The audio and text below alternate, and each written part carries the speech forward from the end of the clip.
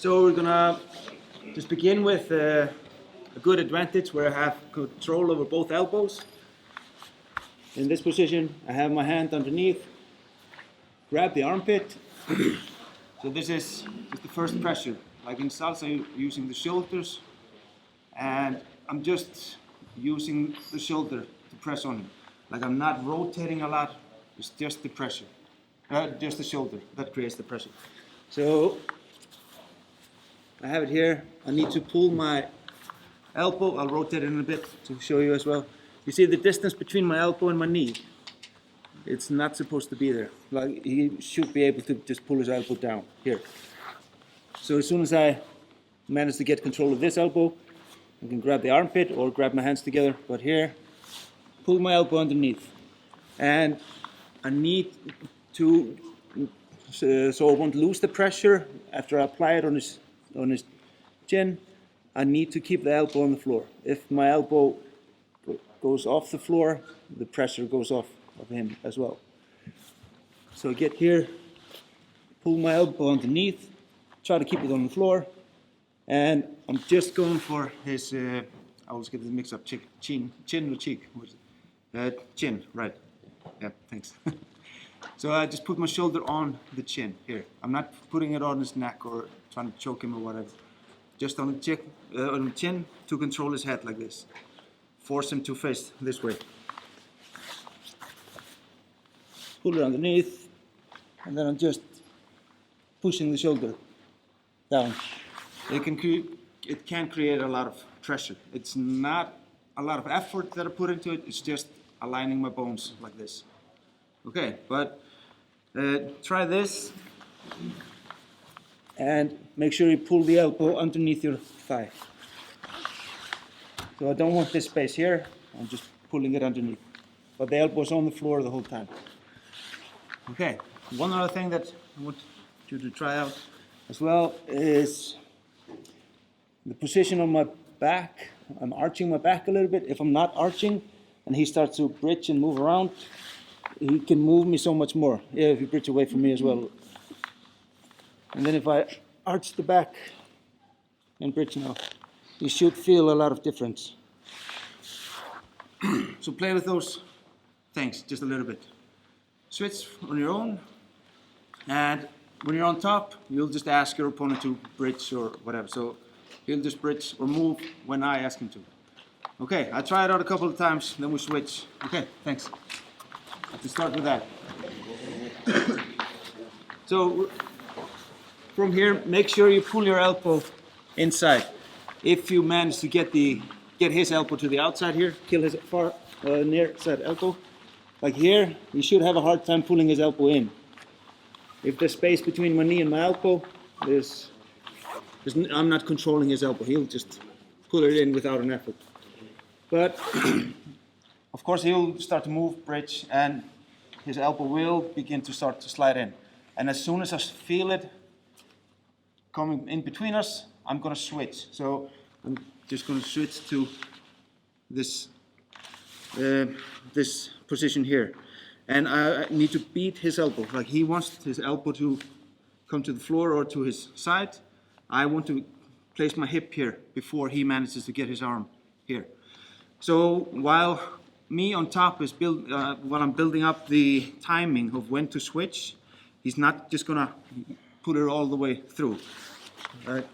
I might hold him here, he'll start moving around and just stop as soon as he gets his elbow just a little bit inside. So I will have some time to rotate. Just make sure when you switch you don't fall on his ribs. Hurts him too much probably, so I just switch. Okay, and let me just try it again.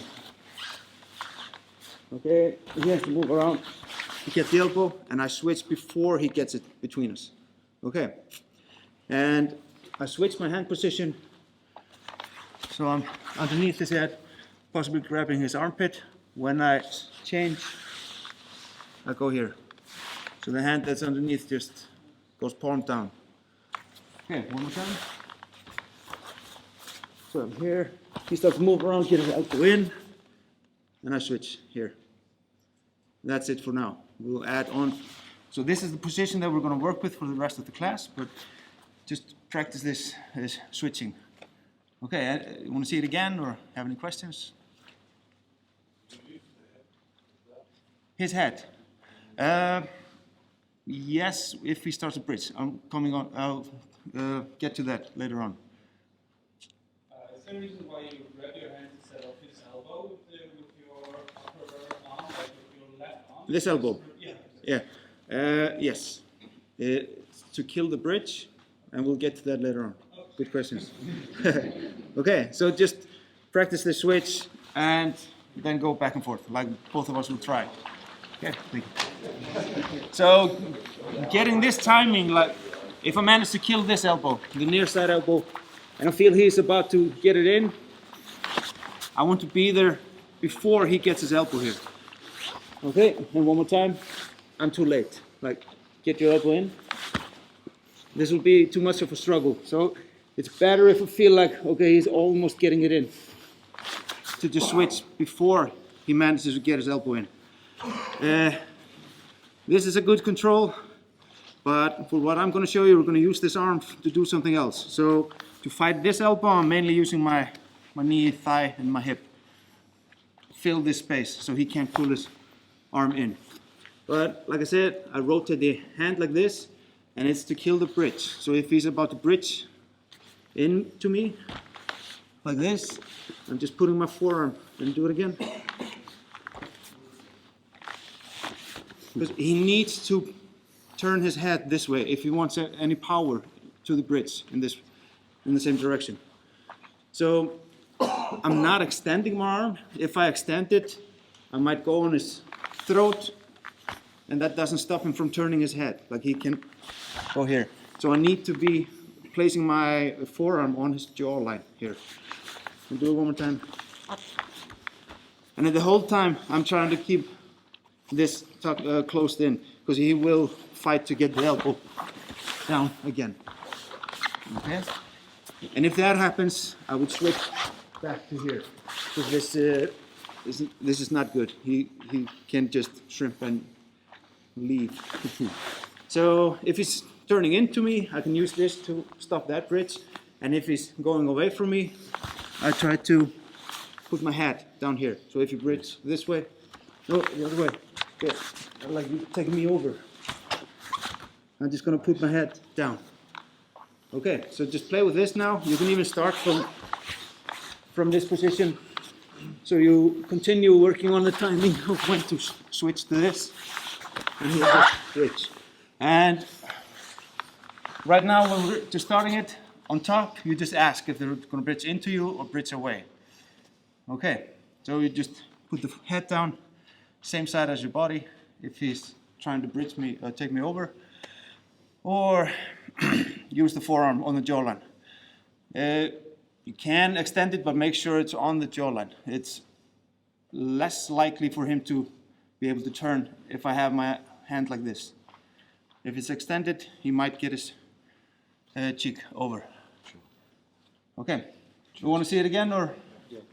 Yes.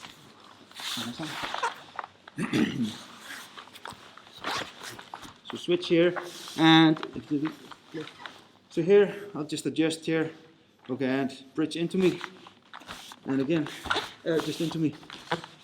Okay, and if you bridge away, okay, again, then we'll switch. So that's just what we're gonna do. Okay, if you have any questions, just call me over. Okay, so I'm here. Stop the bridge here and here. What I need to be careful about here is if he's framing on me, he might be pushing my head. He might even just overhook. But if he's doing any of that, swings his leg over, your left leg, over my head, just here.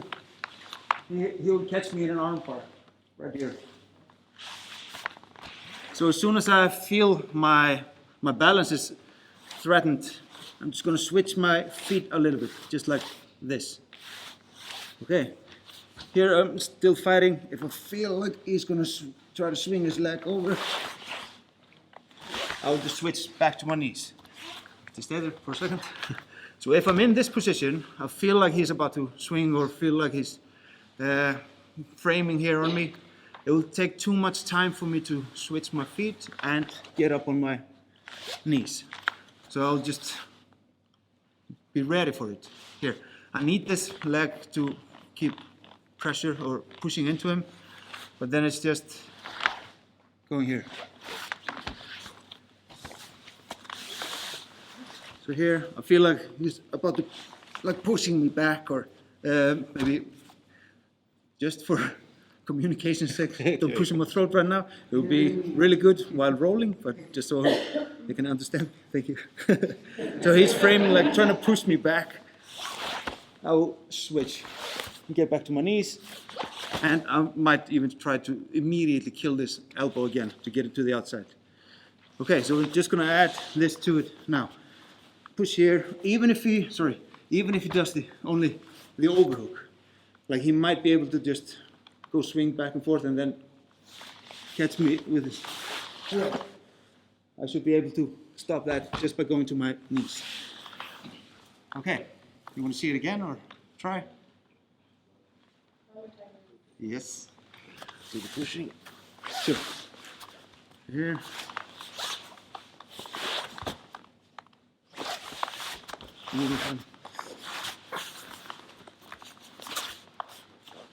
And if you get the leg over.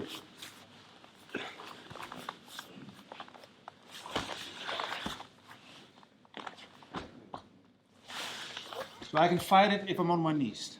Okay. So just play with switching back and forth. Okay. Thank you.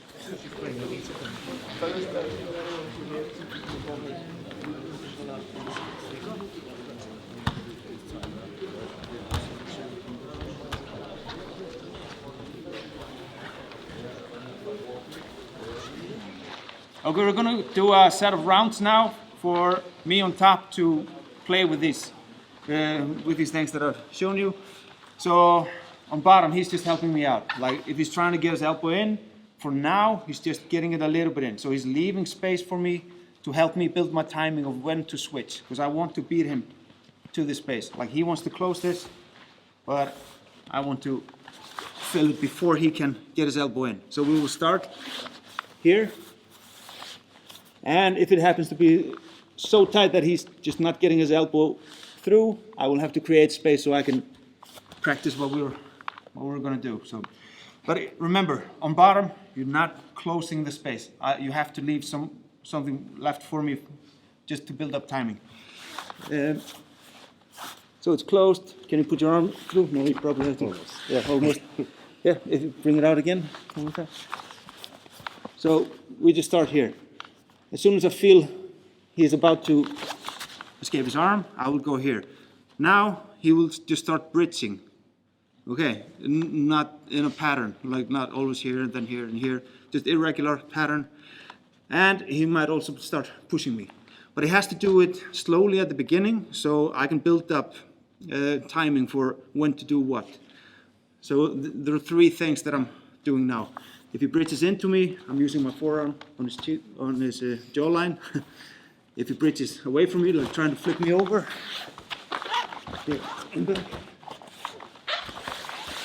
remember, then it's head to the floor. And if he's pushing me back to try to put his leg around, I have to switch to my knees. But if you get your leg back here, he doesn't necessarily have to let go. Yeah, but don't remove this hand, because now his head is completely free. He can move a lot. So I need this, so I can actually just try to move my body further, closer to his head. So it's those four things that we're gonna just play with in this round. We start from here. I switch here before his elbow gets in, and then I'm just ready for him bridging. He's not going 100%. Yeah. Yeah. So if he manages to get his elbow all the way in, we can just stop, reset, and start again. So, of course, this is a really good advantage that I have on here. I have control over both elbows, but we're just training and practicing on keeping that control. And fighting this elbow would be like, it is the hardest part about it. Because I never want him to get it here, because he can move so much if he move so much around and escape if he manages to close this in. Okay, so I will let you know when to switch. Thank you. After this. So now comes the second salsa part. So you can even just go on YouTube and find salsa warm-ups, and there's a lot of body isolations like this. I can't do half of it, but just doing this helps creating a lot of pressure. So from this position, I'm just going to use my ribs here, the ones that are sticking out a little bit, and I'm going to find his with them. And then I'm just doing this. Okay. It just creates a lot of pressure. It just concentrates more of my weight right here. Another thing that I can do as well is just lift a little bit off the floor. My pants won't leave the floor. I'm just taking my butt off the floor, so there's no weight on my weight on the floor here. So if I only do that, don't do the salsa part, it just moves some of the weight to him. And then when I do both, it just creates a lot of pressure. And then you might even start to listen to his breathing. And when he's about to breathe out, you squeeze in and hold it for a while, and like he'll lose his will to live. And so just play with finding this spot, just with your ribs, and just doing this, just pushing your side to the side, and then I'm lifting. I'm not lifting like this is way too much. Now I'm loading my weight. I'm almost helping him, putting me over. So it's just about 1 centimeter or something. My pants won't leave the floor. They're still touching the floor. It's just a little bit. Okay. And then adding the rib pressure into this, and you can just play with this a little bit. Okay. It's really hard to show. It's not much to see, but go back and forth, try this out without resistance, just to feel the pressure. And yeah, just call me over if you have any questions. Okay, so just with the same partner. Thank you. Do you have any questions? It seems like there's a sweet spot kind of in the middle where you can really get the most. Yeah. Any words of wisdom for how to find that while you're rolling, when you don't have time to kind of move around and play? It is a feeling, like, because you're sort of using your ribs, like the ones that stick out a little bit, you're using that to find the spot. And it can help to close your eyes, because you just activate your skin, like sensory system, a lot better. You can also actually do that when you're on bottom as well. You notice where the pressure is coming in more. But I think that is like the only thing that comes to mind that can help you like find it quickly or better. But after if you play with it a bit, then you will eventually just find the spot sooner. Can you help me out just a little bit? So if you lay.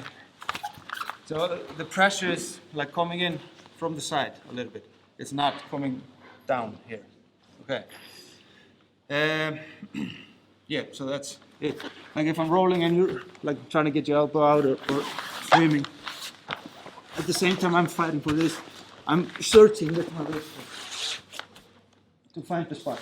So, but it just comes with repetitive training, like doing it again and again and again. So, but it's a hard spot to find, like when you're doing it for the first time. So, any other questions? Okay, then we'll just end with another set of rounds. Hopefully 2 sets. So we'll just start again here. Toes on the floor, not like this. If he gets his elbow in, goes to his side, it can be really good for me to pop up real quick. It just takes longer if I'm like this. So we start here. The main, what I mainly need to get out of this is the timing of when he is about to get his elbow in. I need to be there before he gets his elbow here. That's one of the most crucial points of maintaining side control, maintaining control of the elbows, is to fill this gap before he gets his elbow here. But from here, we're just going to play with the same stuff that we did before. Like he starts bridging irregularly, try to push me back, so I might have to switch back and forth. And then every once in a while, I can just play with putting pressure just on his ribs. Okay. Just gonna say it one more time. If you're switching from this position to here, like don't lift up and drop down on his ribs. Like you might break his ribs or fracture them or something. So be careful with that. When you're doing the transition, my chest, it shouldn't leave him and then come back down again. So I have contact here, and I never lose the contact. Okay, so make sure that you're not dropping weight on his ribs. Okay, thank you. So just, yeah.